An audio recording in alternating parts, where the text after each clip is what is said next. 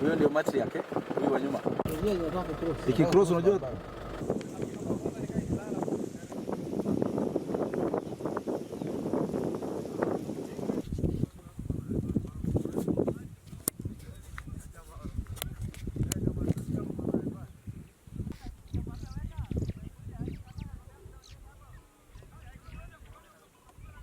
Jana usiku tulivamiwa na ndovu.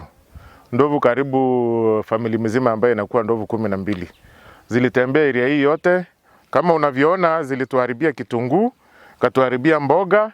Kuna hata wale ambao miti zao pamoja na nasari za maembe, ndizi zote zimekuliwa.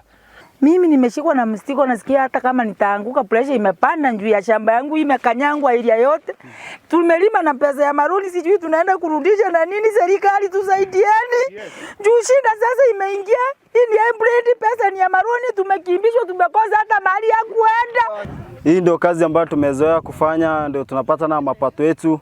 Hii mashamba yetu ndio inalea familia mingi. Kuna watu wengi ambao wanafanya kazi huku ndani ambao wanapata mapato yao.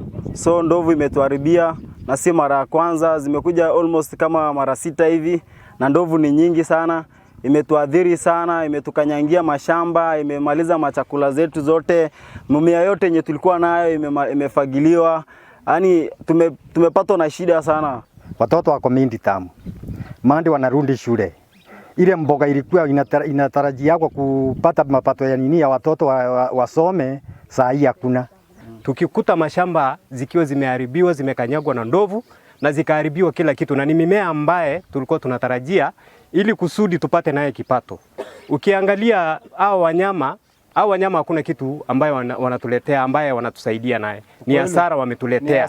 Ni hasara wametuletea na ni hasara kubwa sana. Tulikuwa na chakula kabisa, tulikuwa tunaamini ya kwamba wakati huu hatutakuwa na drought ya chakula, lakini hapa shambani, sehemu moja ya shambani hapa Isiolo, saa hizi tumeingia katika drought kwa sababu ya ndovu. Hakuna mtu anashughulika.